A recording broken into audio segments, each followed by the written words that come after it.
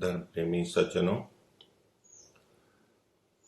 आज से हम सत्यार्थ प्रकाश के प्रथम समोल्लास को जानने समझने का प्रयास करेंगे।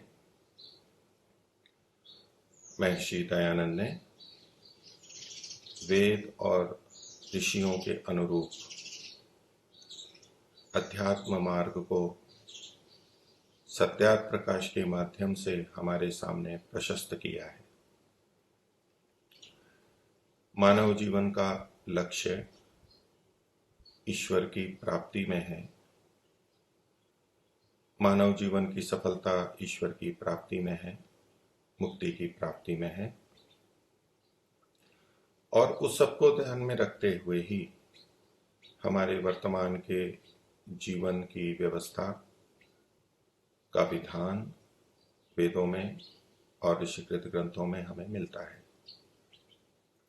सत्यार्थ प्रकाश में महर्षि ने वर्तमान युग में हम सबके हित के लिए वेद और ऋषियों के द्वारा बताए गए सिद्धांतों को सरल रूप में एक ही स्थान पर हमें उपलब्ध हो सके, इसलिए एक ग्रंथ सत्यार्थ प्रकाश लिखा। सत्यार्थ प्रकाश में जहां हमें सिद्धांततः व्यवहारतः सारा मार्ग प्रशस्त होता है, वहां समाज में विभिन्न मत संप्रदायों के द्वारा जो अज्ञान या अंधविश्वास फैलाया गया है, मिथ्या बातें प्रचलित की गई हैं, उनका भी उन्होंने निर्देशन किया है, ताकि हम सत्य असत्य को जान करके और सत्य को ग्रहण कर सकें। तो सत्यार्थ प्रकाश को हम प्रारंभ करेंगे। महर्षि ने सत्यार्थ प्रकाश को 14 समोल्लासों में लिखा है और उसके अंत में स्वमंतव्य अमंतव्य प्रकाश करके सिद्धांत परिभाषाएं भी दी हैं। इसमें प्रारंभ के 10 समोल्लास को उन्होंने पूर्वार्ध कहा है और बाद के 4 समोल्लासों को और स्वमंतव्य अमंतव्य प्रकाश को उत्तरार्ध के रूप में प्रस्तुत किया है।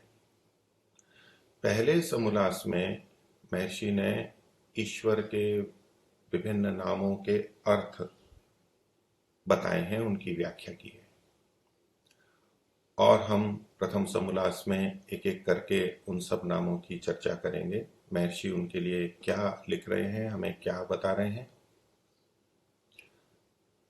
और उसके माध्यम से हम ईश्वर को अधिक से अधिक समझने का प्रयास करेंगे। ईश्वर के बारे में सर्वाधिक भ्रांतियां समाज में प्रचलित हैं।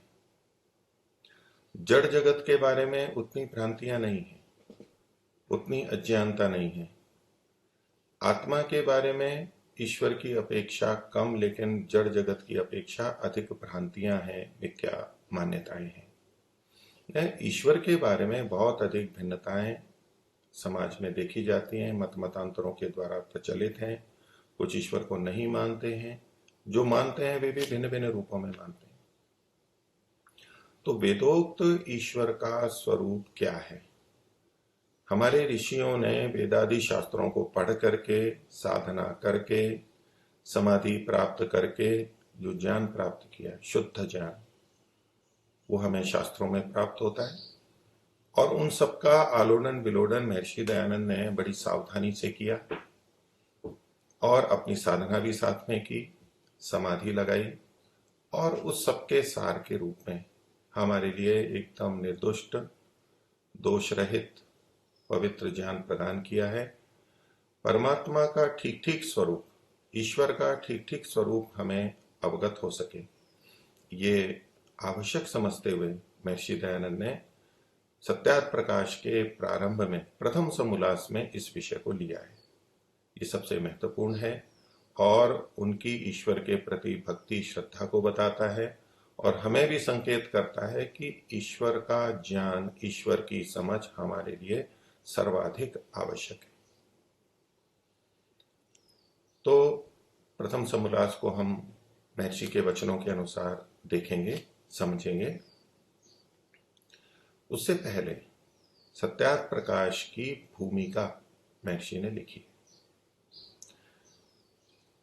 प्रथम 10 समोल्लास के प्रारंभ में या पूरे ग्रंथ के प्रारंभ में, दोनों दृष्टियों से इसे हम देख सकते हैं, क्योंकि आगे के जो समोल्लास हैं 11, 12, 13, 14, इन चारों के पहले महर्षि ने छोटी छोटी भूमिकाएं और लिखी हैं जिनको अनुभूमिका कहा गया है।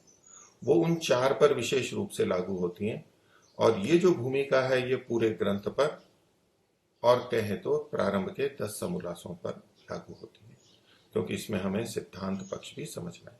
तो पूरे सत्यार्थ प्रकाश को ठीक से समझने के लिए हमें ये भूमिका को भी पढ़ना आवश्यक है, जानना आवश्यक है। कोई भी ग्रंथकार अपना अभिप्राय भूमिका में देता है, मैं किस दृष्टि से ये ग्रंथ लिख रहा हूं, किस प्रयोजन से लिख रहा हूं, किन के लिए लिख रहा हूं, किस भावना से लिख रहा हूं। यदि इस भूमिका को न पढ़ा जाए, न समझा जाए, तो सत्यार्थ प्रकाश को समझने में भी हम भूलें और चूक करते रहेंगे। और बहुत से लोग महर्षि के अभिप्राय को न समझ के और सत्यार्थ प्रकाश को भिन्न ही रूप में समझ लेते हैं और उसकी कटु आलोचना भी करते हैं। महर्षि का हृदय, महर्षि के विचार, महर्षि की भावना, जो एक ऋषि की भावना थी, एक आप्त पुरुष की भावना थी, उसे हमें समझना आवश्यक है। वो भाव हमने समझ लिया तो सत्यार्थ प्रकाश की बातें जो हमें अपनी दृष्टि से कहीं गलत लग सकती हैं वो भी ठीक ठीक समझ में आएंगी।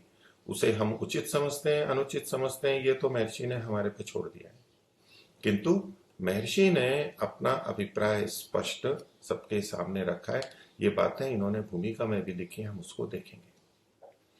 मैं सत्यार्थ प्रकाश के जिस प्रकाशन को ले रहा हूं, जिस पुस्तक को ले रहा हूं, ये परोपकारिणी सभा अजमेर, जो कि महर्षि दयानंद की उत्तराधिकारिणी सभा है, उसके द्वारा प्रकाशित है।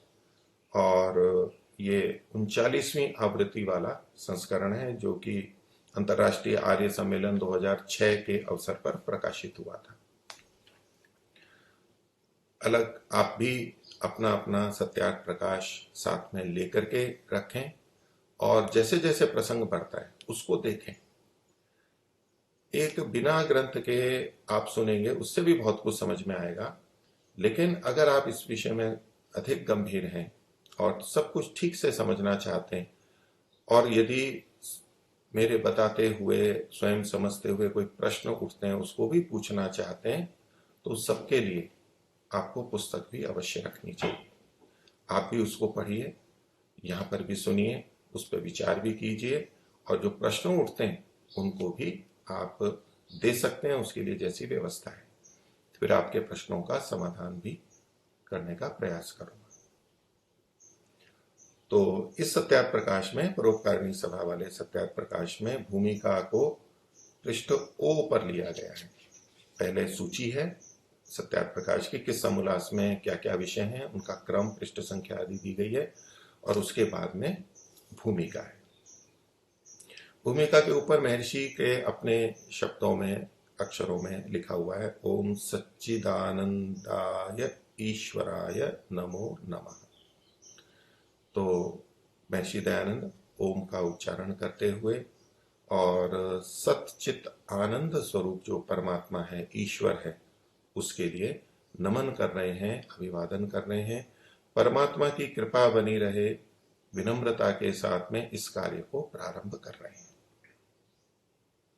भूमिका के प्रारंभ में महर्षि ने कुछ बातें लिखी हैं कि पहले इसका एक संस्करण छपाया था जिसको प्रथम संस्करण के नाम से कहा जाता है। उसमें विभिन्न कारणों से कुछ वो संस्कृत में ही पठन पाठन करते थे, मातृभाषा गुजराती थी, इसलिए जो प्रचलित हिंदी भाषा है, खड़ी भाषा है, उसमें जो कुछ त्रुटियां रही अभिव्यक्ति में, उसको उन्होंने शुद्ध करने का प्रयास किया है, और कहीं कोई बात स्पष्ट नहीं हुई हो तो उसको स्पष्ट किया है, और शोध करके इसको ठीक किया है। अब पहले से भाषा उत्तम है। इसके साथ साथ प्रथम संस्करण में अंत के 2 समोल्लास अर्थात 13वां और 14वां और स्वमंतव्य अमंतव्य प्रकाश ये नहीं छपे थे, 12वें समोल्लास तक छपा था। तो जो शेष बचा हुआ ये 13 और 14 है वो अब इस ग्रंथ में, इस पुस्तक में, इस संस्करण में, जो उन्होंने दूसरा संस्करण निकाला था उसमें वो सब विधिवत दिया गया है। इसके बाद वो भूमिका में थोड़ा अपना परिचय दे रहे हैं इस पुस्तक का। ये 14 समोल्लास हैं, 14 विभाग हैं और इसमें प्रथम 10 पूर्वार्ध और बाद के 4 उत्तरार्ध के रूप में दिए गए हैं। और फिर सब समोल्लासों का नाम देते हुए उनके विषयों को वहां पर बताया गया है।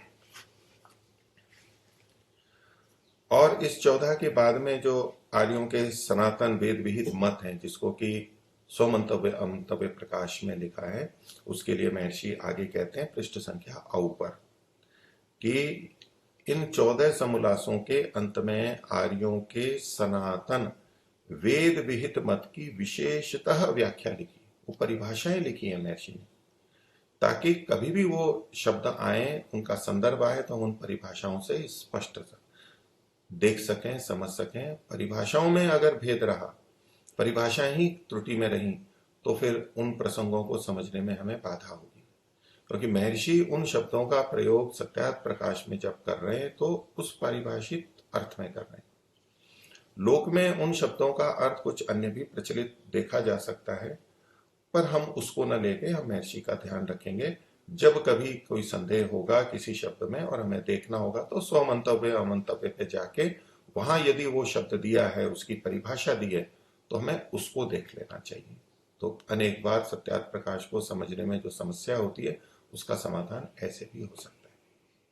तो वैसे तो महर्षि ने जन सामान्य के लिए ये सत्यार्थ प्रकाश लिखा है, लेकिन हमारी अपनी भूमिका भाषा की दृष्टि से, सिद्धांतों की दृष्टि से ऐसी होती है कि हम उन चीजों को समझ नहीं पाते। तो उसके लिए अब ये प्रयास किया जा रहा है कि हम सत्यार्थ प्रकाश को और अच्छी तरह से समझ सकें। और महर्षि के जो पृष्ठभूमि के भाव हैं, जो पीछे की बात है, जो कई बातें यहाँ लिखी भी नहीं होती हैं, लेकिन उन लिखी भी बातों से पता लगता है कि महर्षि का अभिप्राय क्या रहा होगा, उसको भी हम साथ में देखते चलेंगे, इसको थोड़ा व्यापकता से समझेंगे। अब ये ग्रंथ महर्षि ने क्यों लिखा? हम किसी ग्रंथ को पढ़ते हैं तो लेखक यानी वक्ता जो है उसका प्रयोजन क्या था, उद्देश्य क्या था, इसको हमें समझना आवश्यक है। तो इसलिए महर्षि ने उसको अपनी भाषा में लिखा है और उसको समझ के हम देख सकते हैं कि मेरे लिए ये आवश्यक है या नहीं है। यदि हमारे लिए आवश्यक है तो हम उसको पढ़ेंगे, आवश्यक नहीं है तो हम उसको नहीं पढ़ेंगे। तो जैसा कि इस ग्रंथ का नाम है उसी तरह से इन्होंने खोलते हुए लिखा है। और इस ग्रंथ का नाम भी इसीलिए लिखा है उन्होंने, ये नाम ही इसलिए रखा है। तो महर्षि का वचन हम देखते हैं, मेरा इस ग्रंथ बनाने का प्रयोजन सत्य अर्थ का प्रकाश करना है। सत्य अर्थ का प्रकाश करना, तो इसलिए ग्रंथ का नाम भी हो गया सत्य अर्थ, इसको जोड़ दिया तो सत्यार्थ और प्रकाश। सत्य अर्थ का प्रकाश जिस ग्रंथ में हो उसको सत्यार्थ प्रकाश कहते हैं। तो सत्य मतलब जो ठीक ठीक है, यथावत है, जो वस्तु जैसी है उसको वैसा ही कहना। महर्षि ने स्वयं ने इस बात को आगे खोला है। तो सत्यार्थ प्रकाश हमें सत्य बातों को बताता है।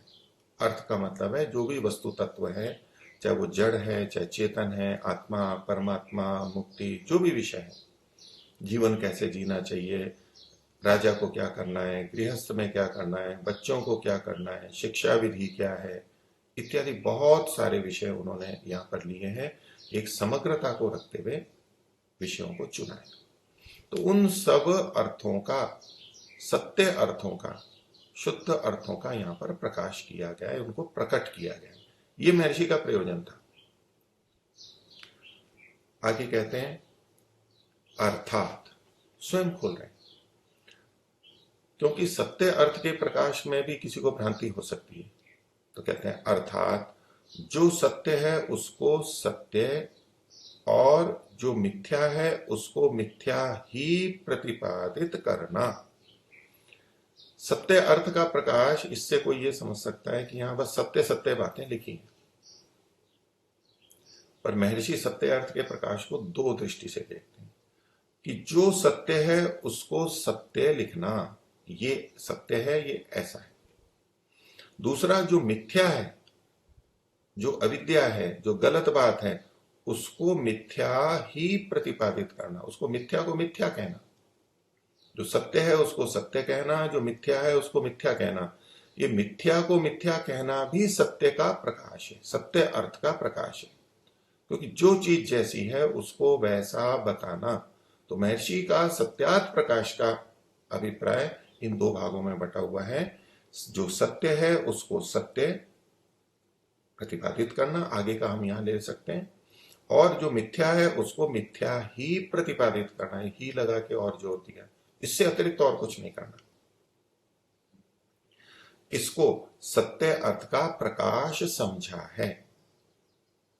तो महर्षि के ग्रंथ में इस सत्यार्थ प्रकाश में हमें दोनों बातें दिखाई देंगी। प्रथम 10 समोल्लासों में जो जैसा है उसको वैसा बताया गया है, इसका प्रयास है। और 11 से 14 तक जो मिथ्या बातें थी उनको वहां पर मिथ्या के रूप में प्रस्तुत किया है, वो भी सत्य का ही भाग है। और 100 मंतव्य अमंतव्य प्रकाश में जो सत्य है, जैसा सिद्धांत है, वैसा का वैसा प्रतिपादित किया। आगे वो लिखते हैं, क्योंकि सत्य के बारे में भी बड़ी भ्रांतियां हैं। सत्य क्या है, बोल तो दिया कि मैं सत्य कह रहा हूं, लेकिन वो सत्य है या नहीं है, तो इसलिए महर्षि ने ये स्पष्टीकरण किया।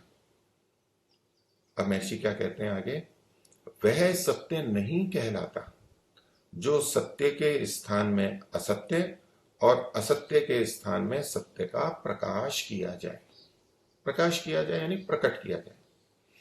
तो इससे क्या अर्थ निकल करके आता है कि यथार्थ को कहना, सत्य की जगह पे असत्य कह देना, असत्य की जगह पे सत्य कह देना, अर्थात जो सत्य है उसको असत्य कहना, ये सत्य अर्थ का प्रकाश नहीं है। और जो असत्य है उसको सत्य कह देना, ये भी सत्य अर्थ का प्रकाश नहीं है। तो एक तरफ सकारात्मक रूप से कहा कि सत्य को सत्य कहना और मिथ्या को असत्य कहना, मिथ्या को मिथ्या प्रतिपादित करना, ये ही सत्य अर्थ का प्रकाश है। इसके विपरीत कर देना ये अयथार्थ है। तो वो एक तरह से प्रतिज्ञा भी कर रहे हैं, अपना प्रयोजन भी बताने कि मैं ऐसा करूंगा। आगे लिखते हैं, किंतु जो जैसा है उसको वैसा ही कहना, लिखना और मानना सत्य कहता है। बस यथार्थ हो तो यथार्थ को कहना।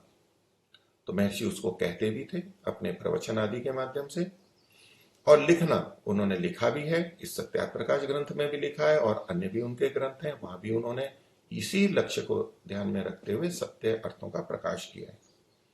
तो लिखना और मानना, तो महर्षि ये भी कहना चाहते हैं कि जो चीजें मैंने यहां पर लिखी हैं उसको मैं मानता भी हूं, अर्थात जिसको मैं मानता हूं, अपना हितकारी मानता हूं, स्वीकार कर चुका हूं, जिसपे मनन निधिध्यासन करके मैं मान चुका हूं, वो चीजें यहां पर लिख रहा हूं। और महर्षि की ये तीनों बातें कि सत्य को कहना, सत्य को लिखना, सत्य को मानना, वो यहां पर हमें पता लगता है। तो इससे हम महर्षि की मान्यता, वो क्या मानते थे, ये भी हमें पता लगता है, और क्या मान करके उनका जीवन इतना उच्च बना है वो हमें पता लगता है। आगे महर्षि कहते हैं कि जो मनुष्य पक्षपाती होता है वह अपने असत्य को भी सत्य और दूसरे विरोधी मत वाले के सत्य को भी असत्य सिद्ध करने में प्रवृत्त रहता है।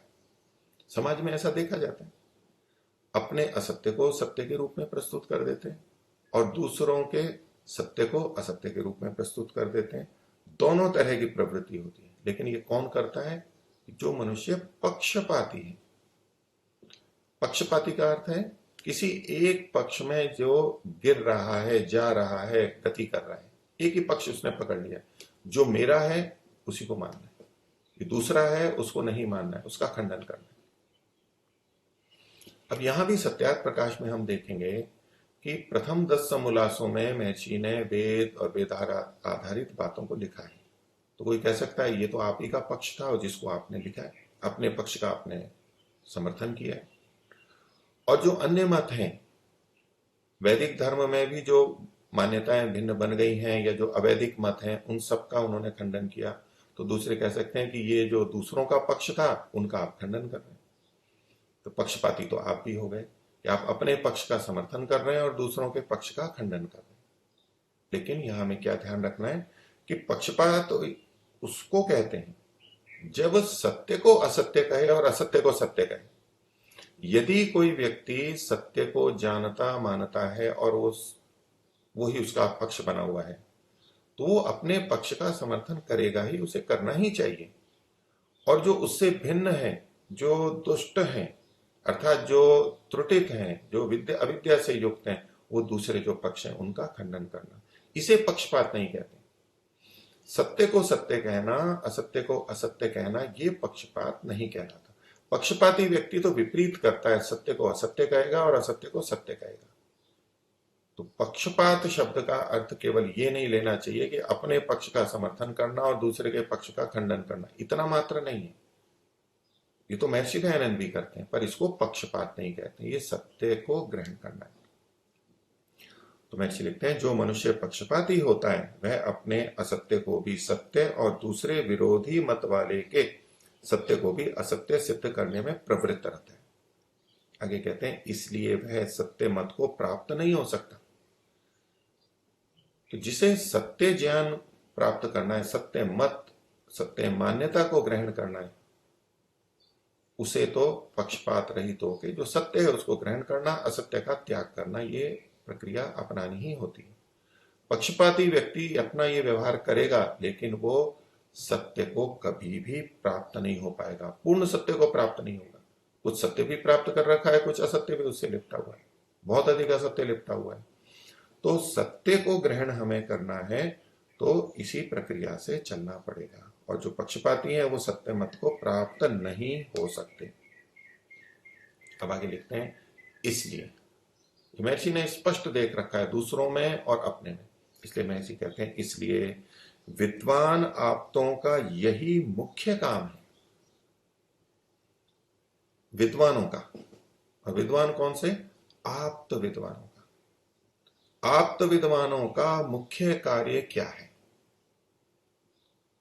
ये महर्षि आगे लिखते हैं। तो आप्त उसे कहते हैं जिन्होंने सत्य को ग्रहण किया है, जो तमोगुणी और राजसिक प्रवृत्ति से ऊपर उठे हैं, बड़े ही सात्विक हैं, सात्विक भावना से युक्त हैं और जनता के हित के लिए कुछ कहना चाहते हैं, जिनमें अपना निहित स्वार्थ नहीं है, निकृष्ट स्वार्थ नहीं है, जनता के हित के लिए कहते हैं, जो आप्त हैं, जिन्होंने प्राप्त कर लिया है, यथार्थ का बोध जिनको हो गया है, वो व्यक्ति। तो इसलिए आप्त विद्वानों का यही मुख्य काम है। क्या है? कि उपदेश व लेख द्वारा, दो उपाय हो गए, उपदेश करेंगे या लेख करेंगे, वाणी से बोलेंगे या पानी से लिखेंगे। महर्षि ने दोनों कार्य किए और विद्वानों को भी ये दो कार्य करने होते हैं, यही उनका मुख्य कार्य है। तो उपदेश व लेख द्वारा सब मनुष्यों के सामने, बिना किसी पक्षपात के, हर प्रत्येक मनुष्य के लिए, सब मनुष्यों के सामने सत्य का स्वरूप समर्पित कर देना। सत्य क्या है और असत्य क्या है, जो उन्होंने जैसा जाना है यथावत वैसा ही प्रस्तुत कर देना, उनको समर्पित कर देना। ये समर्पण किया जा रहा है। महर्षि ने ये सत्यार्थ प्रकाश लिख करके हमें समर्पित किया है, जनता को समर्पित किया है। कितनी मृदु भाषा में बोल रहे हैं। और इस पंक्ति से महर्षि इस बात को भी परोक्ष रूप से स्वीकार कर रहे हैं कि वो आप्त विद्वान थे। कई जने शंका कर देते हैं कि भाई हम ऋषि या महर्षि बोलते हैं, महर्षि दयानंद अपने को कहते हैं क्या ऐसा? हाँ, महर्षि दयानंद ने संकेत किए हैं। ये कोई घमंड या गर्व की बात नहीं है, एक यथार्थ को बताना है कि जैसे आप्त विद्वानों का ये कार्य है और महर्षि उसी कार्य को कर रहे हैं, तो वो अपने को आप्त विद्वान स्वीकार करके कर रहे हैं। तो सत्य असत्य का स्वरूप समर्पित कर देना, बस समर्पित कर रहे हैं, आग्रह नहीं है महर्षि का। देखो आगे की पंक्ति भी कितनी मृदु भाषा में लिखी हुई है। पश्चात, पश्चात अर्थात बाद में, इन्होंने समर्पित कर दिया, महर्षि जैसे इसको समर्पित कर चुके थे, तो अब उसके पश्चात मनुष्य लोग स्वयं अपना हिताहित समझकर सत्यार्थ का ग्रहण और मिथ्यार्थ का परित्याग करके सदा आनंद में रहें। महर्षि मनुष्य मात्र के लिए कामना कर रहे हैं कि वो आनंद में रहे, सदा आनंद में रहे, क्योंकि उन्हें पता है कि समाज की स्थिति में सत्य को असत्य मानने पर और असत्य को सत्य मानने पर जीवन में सुख और आनंद नहीं रहेगा। भ्रांतियां रहेंगी, अंधविश्वास रहेंगे, दुख कष्ट आएंगे। तो सब मनुष्य आनंद से युक्त रहें, इसके लिए उन्होंने ये कार्य किया। किसी को दुख पहुंचाने के लिए नहीं, किसी को ठेस या पीड़ा पहुंचाने के लिए नहीं। और उन्होंने समर्पित किया। और हमें क्या करना है फिर मनुष्यों को, कि मनुष्य लोग स्वयं अपना हिताहित समझकर, अब महर्षि ये भी आग्रह नहीं कर रहे हैं कि मैंने जो कहा है वो हितकारी है और आपको मानना ही चाहिए। यद्यपि उनकी बातें सत्य हैं और हम मनुष्यों की दृष्टि से देखें तो हमें माननी ही चाहिए, उसी भावना से महर्षि ने लिखा है। लेकिन देखिए विनम्रता, आग्रह नहीं है कि क्या मनुष्य लोग स्वयं अपना हिताहित समझ करके, भाई आप स्वयं देखिए आपका हित किसमें और आपका अहित किसमें। सत्य अर्थ का प्रकाश महर्षि ने कर दिया सत्यार्थ प्रकाश में। अन्य लोग भी बोलते हैं, अन्य भी पुस्तकें हैं, आप देख लीजिए, उसको भी पढ़ लीजिए, इसको भी पढ़ लीजिए और निर्णय कर लीजिए कि आपका हित किसमें है और अहित किसमें है। आप स्वयं देखिए, अपनी बुद्धि से देखिए। तो देखिए मनुष्य मात्र को छोड़ा है उसको कि स्वयं अपना हिताहित समझकर सत्यार्थ का ग्रहण और मिथ्यार्थ का परित्याग करके आनंद में रहेगी। तो जो व्यक्ति सत्यार्थ और मिथ्यार्थ को नहीं देखता है वो आनंदित नहीं रह सकता। यथावत चीजें देखनी ही होती, मिथ्यार्थ को भी देखना आवश्यक है और सत्य अर्थ को भी देखना आवश्यक, और उसके साथ अपना हिताहित भी सोचना है, क्योंकि उससे हमारा हिताहित जुड़ा हुआ है। कई जने इन सिद्धांतों की बातों को, शास्त्र की बातों को, भाई ठीक है वहां लिखा है, इसका मेरे जीवन से क्या संबंध है, वो जीवन से जोड़ नहीं पाते, अपना हित और अहित उससे जोड़ नहीं पाते, क्योंकि ये आत्मा का स्वभाव है कि जब वो अपने हिताहित को समझता है तभी उसको ग्रहण करेगा या छोड़ेगा। जिसके साथ हिताहित जुड़ा हुआ ही नहीं है तो उसको पढ़ेगा भी क्यों, समय भी क्यों लगाएगा। तो इस सत्यार्थ प्रकाश को पढ़ते हुए या अन्य भी किसी ग्रंथ को या अपने कार्य को करते हुए हमें अपना हित और अहित तो सोचना ही चाहिए, और उस हिताहित को ध्यान में रखते हुए जो यथार्थ है, सत्यार्थ है, उसको ग्रहण करें और मिथ्यार्थ को छोड़ दें और आनंद में रहें। ये सब हमारे ऊपर छोड़ा है। महर्षि की इस भावना को लेके हमें, यानी जो महर्षि के अनुयायी हैं, सत्यार्थ प्रकाश को पढ़े हैं, मानते हैं और दूसरों का भी हित करना चाहते हैं, उन्हें भी लेना चाहिए। सत्यार्थ प्रकाश को पढ़ करके जब हमें पक्का होता है कि तो बिल्कुल सही बात है और देखो कितनी मिथ्या बातें मेरे अंदर थी, लोगों ने क्या क्या कर रखा था, बड़ा कष्ट होता है कि समाज के अन्य व्यक्ति भी कैसे मेरे जैसे, हमारे देशवासी, हमारे मिलने जुलने वाले कैसे मिथ्या ज्ञान में छुपे हुए हैं, ढके हुए हैं, युक्त हैं। तो मन में उनको ठीक करने की भावना जगती है।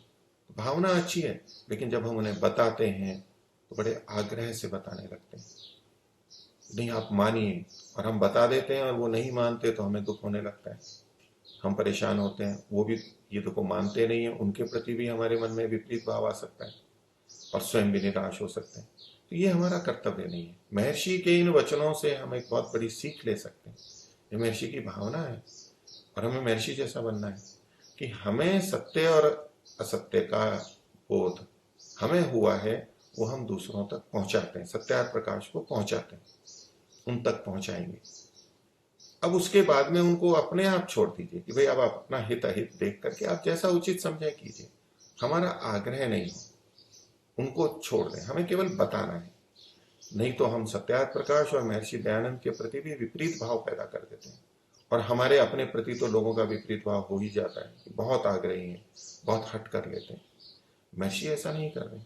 तो महर्षि की भूमिका देख करके महर्षि ने जिस तरह से इस ग्रंथ को लिखा है, हमें भी उसी भावना को ध्यान में रखते हुए इसका आगे प्रचार प्रसार करना चाहिए। आगे महर्षि लिखते हैं, ये जो अपना स्वयं का हिताहित है उसकी दृष्टि से आगे कहते हैं, भाई क्या हम ग्रहण कर सकते हैं, नहीं कर सकते, और ये दुनिया में इतने मनुष्य हैं, क्यों कोई सत्य तक पहुंच पाया और कोई क्यों सत्य तक नहीं पहुंच पाया, उसमें के पीछे कारण क्या है, मूल कारण क्या है, इसके पीछे क्या मनोविज्ञान है, क्या आत्मा का स्वभाव है, उस दृष्टि से महर्षि इस बात को लिख रहे हैं। बड़ा महत्वपूर्ण वचन है महर्षि का। मनुष्य का आत्मा सत्यासत्य का जानने हारा है। ये एक सिद्धांत वाक्य है, ये सर्वतंत्र सिद्धांत वाक्य उन्होंने प्रतिपादित किया। मनुष्य का आत्मा, आत्मा तो सब समान होते हैं, चाहे मनुष्य की हो चाहे अन्य प्राणियों की हो, लेकिन यहां कहा जा रहा है मनुष्य का आत्मा। आत्मा शब्द को पुल्लिंग में संस्कृत में कहा जाता है, इसलिए यहां का लिखा हुआ है। हिंदी में मनुष्य की आत्मा ऐसे हम स्त्रीलिंग में बोलते हैं, तो थोड़ा अटपटा भी जिनको लगता है, लेकिन ये संस्कृत निष्ठ होने से लिंग का कई जगह पे ऐसा वर्णन हमारे को मिलेगा। तो यहां लिखा है मनुष्य का आत्मा।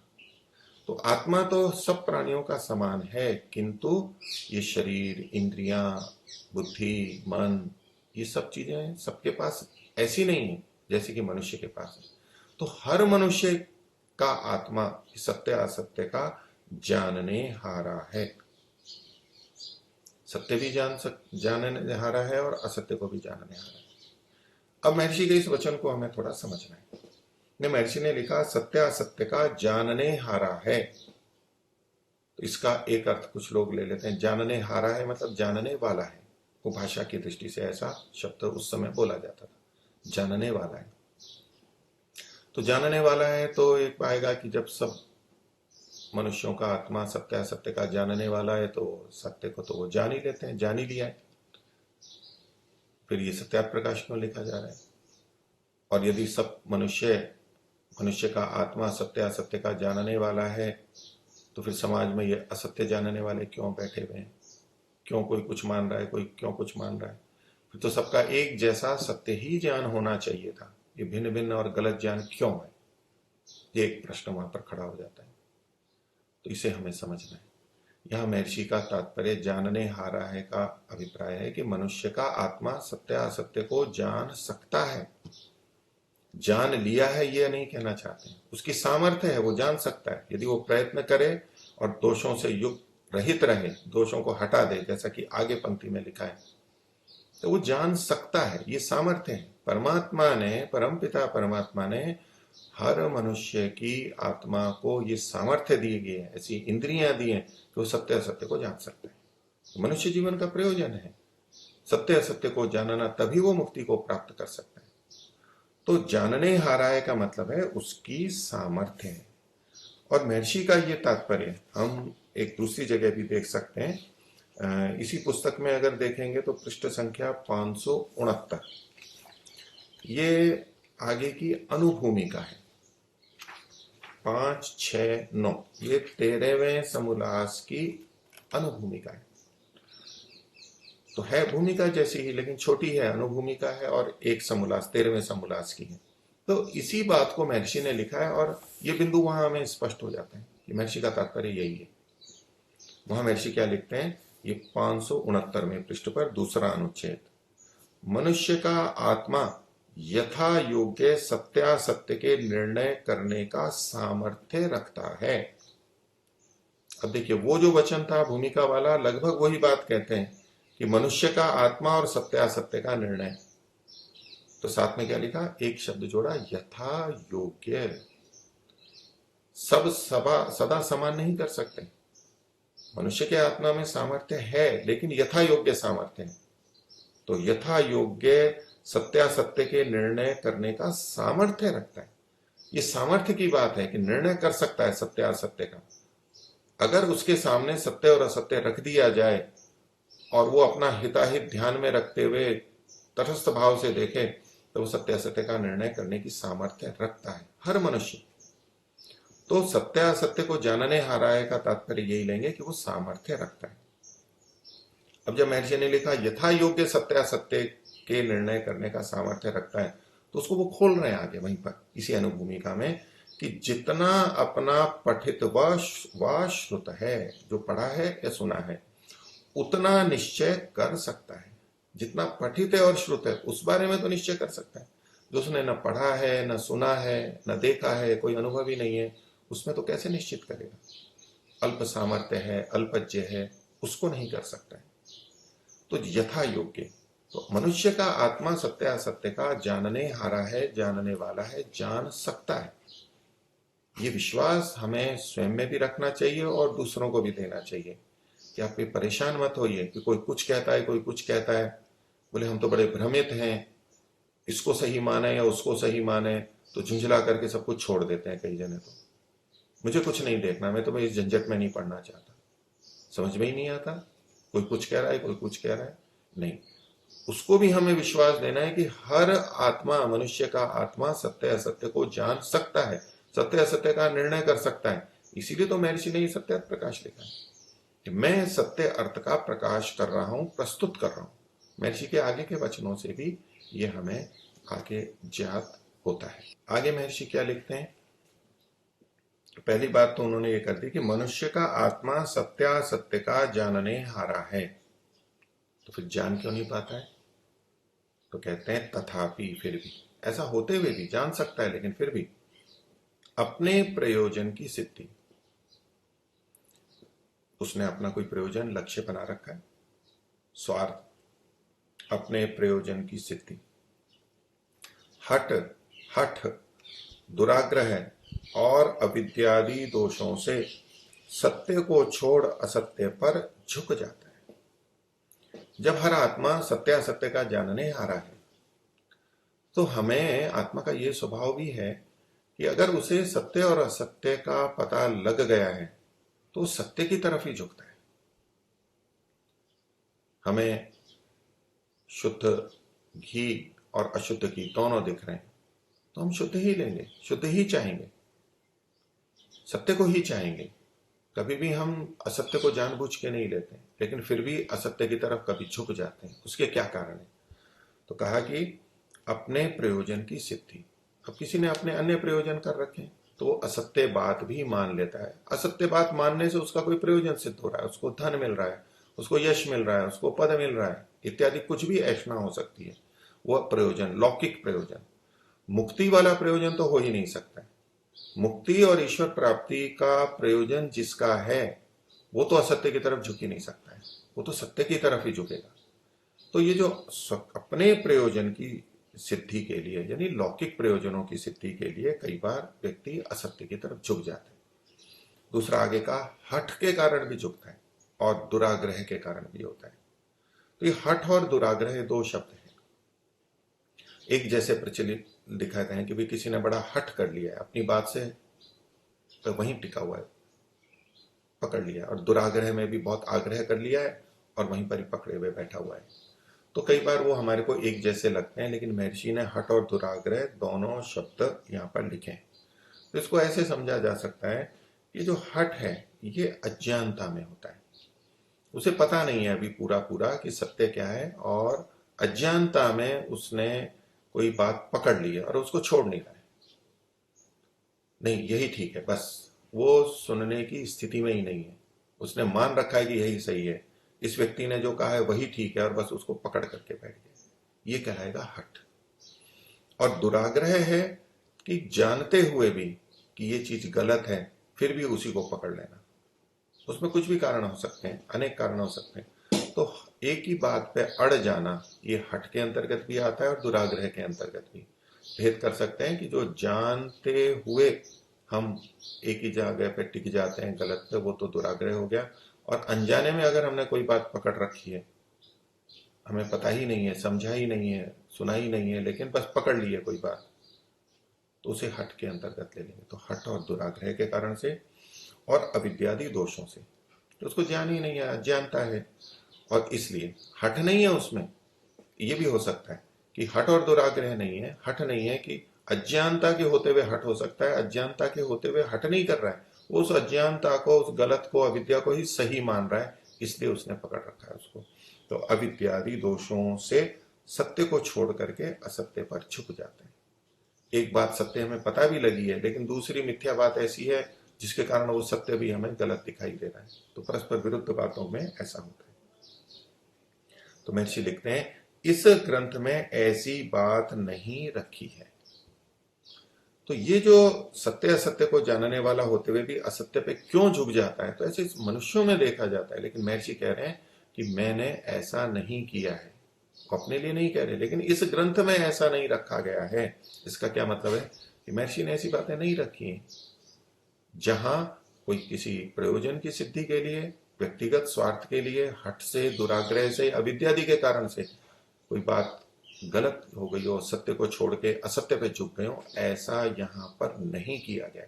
अर्थात हम विश्वस्त, आश्वस्त होकर के इस ग्रंथ को पढ़ सकते हैं। महर्षि आश्वस्त कर रहे हैं कि आप विश्वास करके इसको चल सकते हैं, अपनी बात को रख रहे हैं। आगे कहते हैं, और न किसी का मन दुखाना व किसी की हानि पर तात्पर्य। किसी को दुख देना मानसिक रूप से कि मैं ऐसे पंक्ति लिख दी, और किसी की कोई हानि करना, ये प्रयोजन नहीं। महर्षि ने तो ऊपर लिखा कि सब मनुष्य आनंद में रहें, इसके लिए सत्यार्थ प्रकाश लिखा है। तो स्पष्ट कर रहे हैं, क्योंकि महर्षि जब आगे के बहुत से प्रकरणों में अंधविश्वास, अविद्या को काटते हैं, उसको बताते हैं, तो वहां किसी को लग सकता है कि हमारे मत का खंडन किया, हमारे गुरु जी का, हमारे ग्रंथ का खंडन कर दिया, और लोगों की भावनाएं आहत हो जाती हैं। उन्होंने अपनी जैसी जैसी भावनाएं बना रखी हैं। तो महर्षि कह रहे हैं, मुझे तो आप सबका हित ही अभिप्रेत है, आनंद ही अभिप्रेत है, इसलिए न तो मैं दुख देना चाहता हूं और न ही कोई हानि करना चाहता हूं। यही तो आप्त का लक्षण है। आप्त तभी तो कहलाता है व्यक्ति, जानकार तो बहुत हो सकते हैं। महर्षि ने जो ऊपर कहा आप्त विद्वान, तो विद्वान आप्तों का यही मुख्य काम है, विद्वान भी हैं और आप्त भी हैं। तो हित की कामना से ही प्रवृत्त होते हैं, दूसरों के हित के लिए दूसरों को कुछ बताना चाहते हैं। तो न तो दुख देना है, न किसी की हानि पहुंचाना है, फिर क्या प्रयोजन है? और स्पष्ट कर रहे हैं, किंतु जिससे मनुष्य जाति की उन्नति और उपकार हो, उन्नति हो और उनका हित हो, ऐसी उन्नति हो जिसमें हित भी छुपा हुआ हो। कई बार ऐसी उन्नतियां देखी जाती हैं जो अहितकारी होती हैं। तो उन्नति हो और उनका उपकार हो, ठीक उन्नति हो और उपकार हो। और किसके लिए कर रहे हैं? मनुष्य जाति की, क्योंकि ये सत्यार्थ प्रकाश मनुष्य मात्र के लिए है। तो मनुष्य जाति की उन्नति वो चाहते हैं पूरी, उसमें कोई भेद नहीं है, किसी तरह का, जाति का, देश का, लिंग का कोई भेद नहीं, मनुष्य मात्र के लिए लिखा गया, उसी भावना से लिखा गया। तो मनुष्य जाति की उन्नति और उपकार। अब इसका यह भी तात्पर्य नहीं है कि अन्य जातियों की वो हानि चाहते थे या अन्य जातियों की हानि करके ऐसा करेंगे। महर्षि इस बात को जानते थे, वेदोक्त रीति से उन्हें इस बात का बोध था। अन्य प्राणियों का भी हित इसी में है। मनुष्य जाति का जब हित होगा, मनुष्य जाति का जब सच्चा हित होगा, तो अन्य जातियों प्रजातियों का भी सच्चा हित होगा। और जब मनुष्य अन्य जातियों की हानि करता है तो वो अपनी भी हानि कर देता है। तो ये आपस में जुड़े हुए हैं।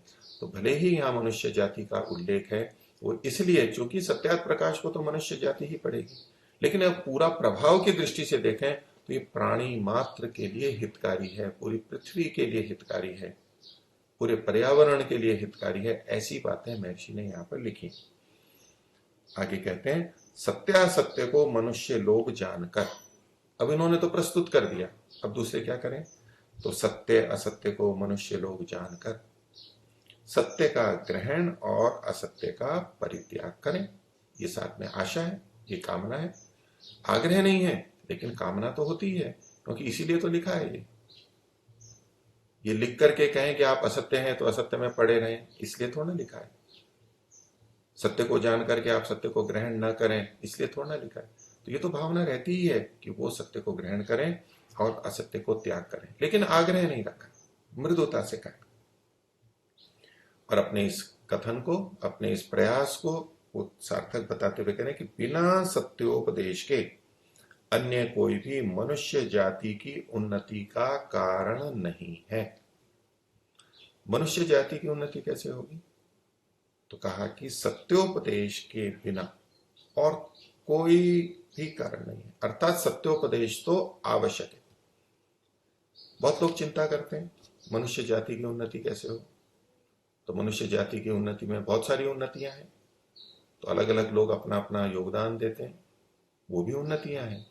किंतु सत्य उपदेश अगर नहीं दिया गया तो मनुष्य जाति की उन्नति नहीं हो सकती, वो पतन को प्राप्त होगी, वो हानि को प्राप्त होगी।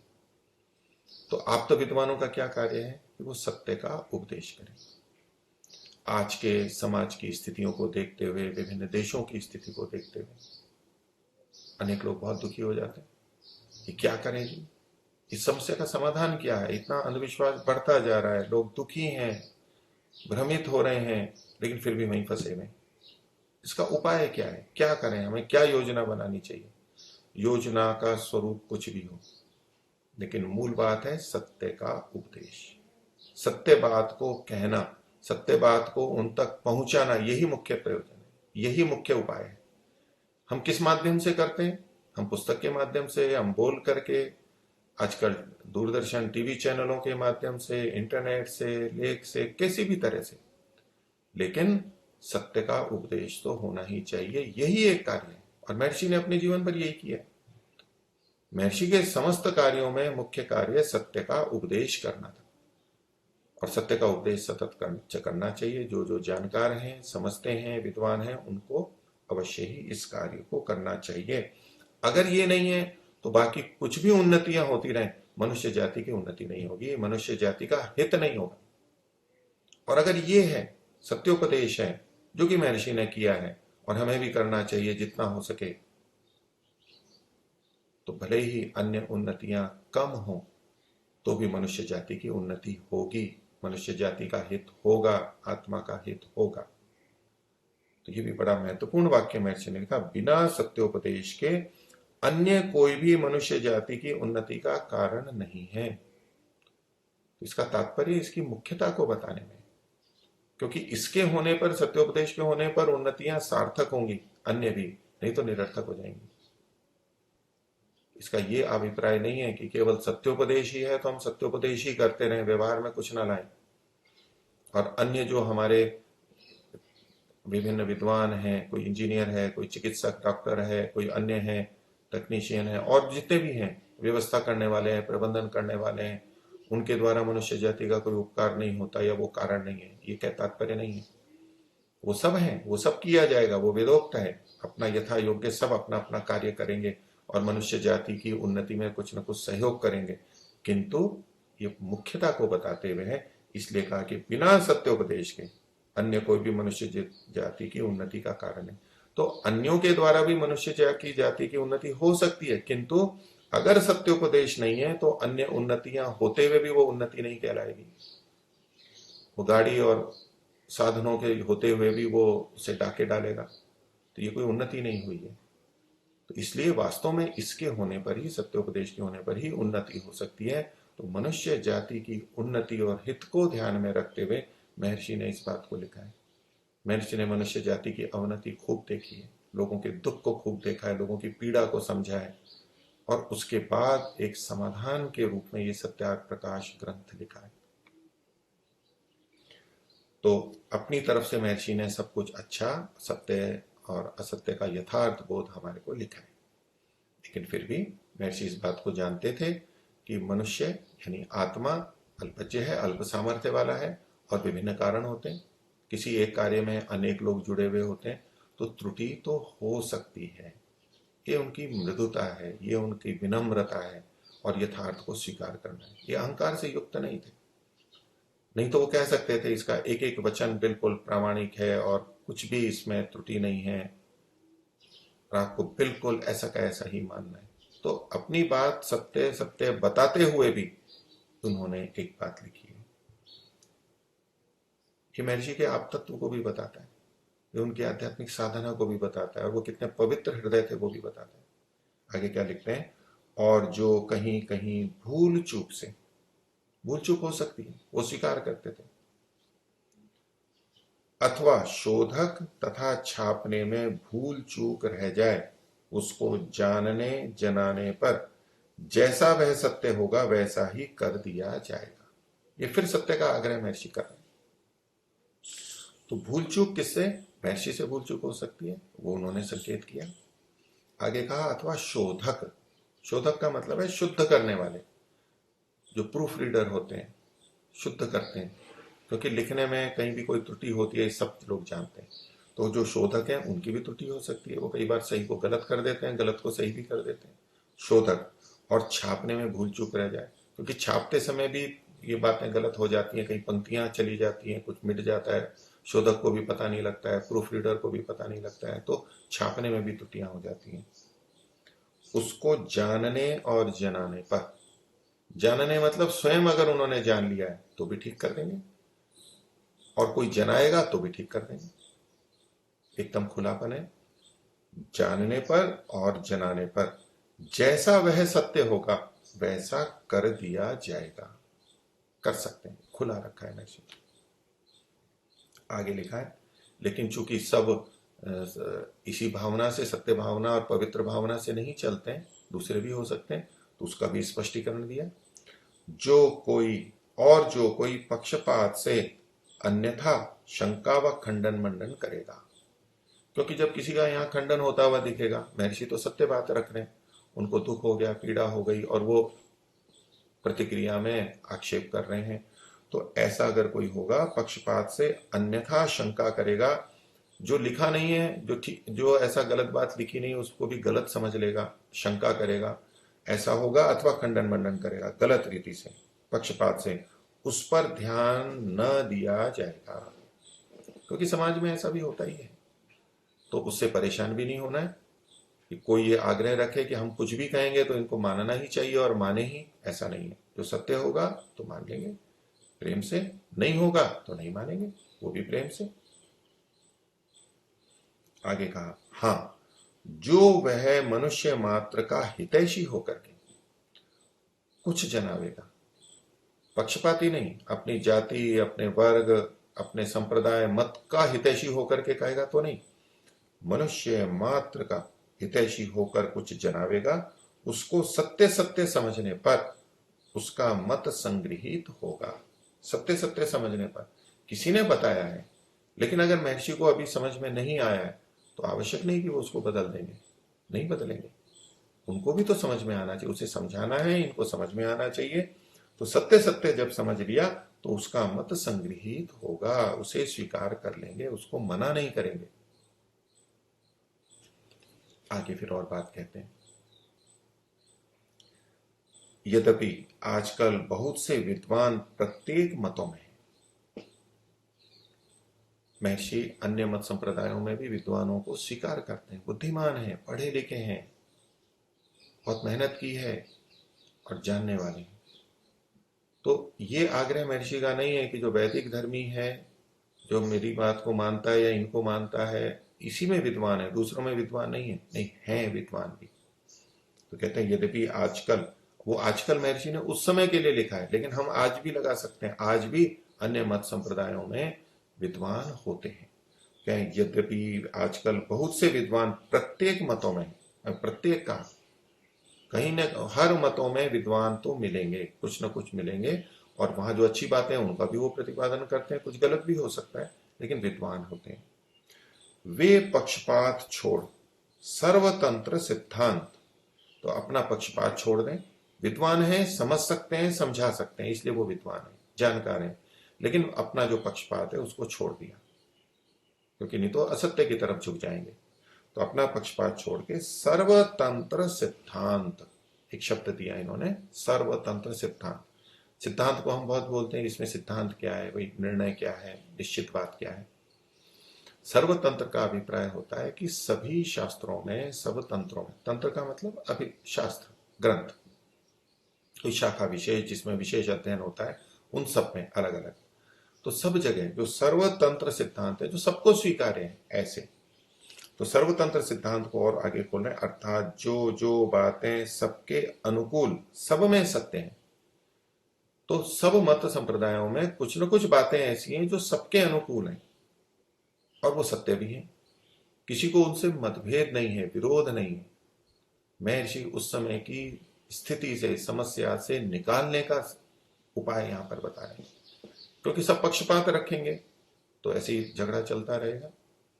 पक्षपात को छोड़ करके फिर कैसे करना चाहिए, तो जो जो सबके अनुकूल बातें हैं और जो सब में सत्य हैं उनका ग्रहण, और जो एक दूसरे से विरुद्ध बातें हैं जो कि असत्य हैं उनका त्याग कर परस्पर प्रीति से वर्तें, बर्तावें। हमें लग सकता है कि मेरी बात ठीक है और दूसरे को लग सकता है मेरी बात ठीक है, उसमें मतभेद है, तो जहां तक हमारी संगति है, समानता है, उसको लेकर के हम परस्पर व्यवहार करें और आपस में एक दूसरे से बरतें, और उसमें जहां सत्य का पता लग गया उसको स्वीकार कर लें और असत्य को छोड़ दें। यही एक उपाय है, जबकि हम मनुष्य जाति का अधिकाधिक हित कर सकते हैं। तो जो विरुद्ध बातें हैं उनको छोड़ दें, उनको भी एक तरफ रख दें, और जो सत्य हैं उनको स्वीकार करके और बढ़ते वर्तावें, तो जगत का पूर्ण हित हो गए। महर्षि चाहते थे कि सब मत संप्रदाय के विद्वान लोग आपस में मिलके चलें और आगे की तरफ उसमें बढ़ें। अब उसमें आगे कारण बता रहे हैं महर्षि, क्योंकि विद्वानों के विरोध से अविद्वानों में विरोध बढ़ करके, विद्वानों में विरोध होगा तो अविद्वानों में भी विरोध होगा। अविद्वान का अभिप्राय उन विद्वानों को मानने वाले जो लोग हैं, तो विद्वानों का विरोध होगा तो वो भी अपने अपने विद्वानों को मानेंगे और उसी तरह से विरोध खड़ा करेंगे। तो ये जो जन सामान्य में विरोध की बातें हैं, उसे दूर करने के लिए विद्वानों को पहले अपने विरोध को समाप्त करना होगा, मानव मात्र के हित के लिए। अब ये बात अन्य मत संप्रदायों में ही नहीं, ये हम अपने महर्षि दयानंद के मानने वाले जो विद्वान हैं उनके बीच भी उसी प्रकार से लागू कर सकते हैं, उसी प्रकार लागू होती है, ये नियम वहां भी लागू होता है। तो विद्वानों को इस तरह से करना चाहिए कि परस्पर प्रीति से वर्ते वर्ताएं, क्योंकि विद्वानों के विरोध से अविद्वानों में विरोध बढ़ेगा, बढ़ करके अनेक विध दुख की वृद्धि और सुख की हानि होती है। तो प्रयोजन तो यह है, दुख कम हो और सुख की वृद्धि हो।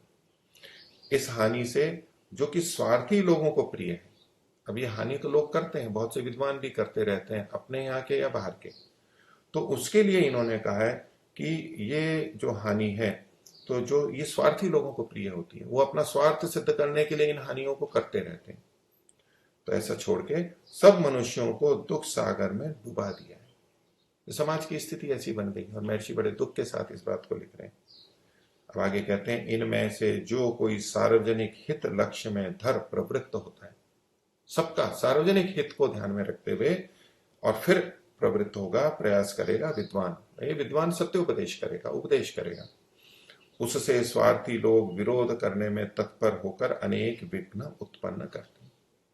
ये तब भी था और आज भी है। तो विद्वानों का कार्य है कि वो सार्वजनिक हित को लक्ष्य में रख के सत्य का उपदेश करें, लेकिन स्वार्थी लोग उसका विरोध करेंगे, हो सकता है वो तत्पर करेंगे और विरुद्ध भी होगा, लेकिन इससे हमें चिंता नहीं करनी है। महर्षि भी चिंता नहीं कर रहे थे।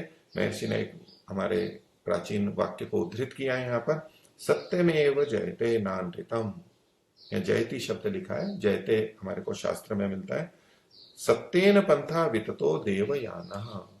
महर्षि मान के चलते थे कि सत्य की ही विजय होगी। उसको आगे अर्थ में खोलते हैं, सर्वदा सत्य का विजय और असत्य का पराजय होता है। अंततः सत्य की ही विजय होगी और असत्य का पराजय होगा, इसलिए हमें अपना प्रयत्न करना है। और सत्य ही से विद्वानों का मार्ग विस्तृत होता है। विद्वान जिस रास्ते पे चल रहे हैं, वो मुक्ति तक उनको जाना है, वो रास्ता तो तभी विस्तृत होगा, तभी खुलेगा, वो आगे बढ़ पाएंगे जब सत्य का ग्रहण करेंगे।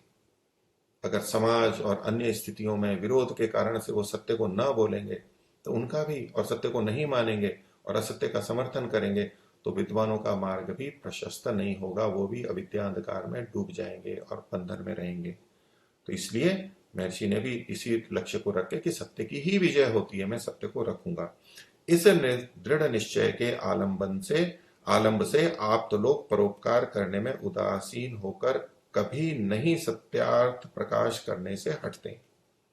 तो आप तो लोग, यहाँ का महर्षि फिर अपने आप को आप ही मान रहे हैं, और जो भी आप तो लोग हैं, तो वो निश्चय कर, दृढ़ निश्चय करके आप तो लोग परोपकार करने से उदासीन नहीं होते। तो कोई विरोध करेगा या क्या, मुझे तो परोपकार करना है, उससे सबका भी हित है और मेरा मार्ग भी तभी प्रशस्त होगा, और इसलिए सत्यार्थ प्रकाश करने से हटते नहीं हैं, और यही दृढ़ निश्चय करके आगे बढ़ते जाते हैं।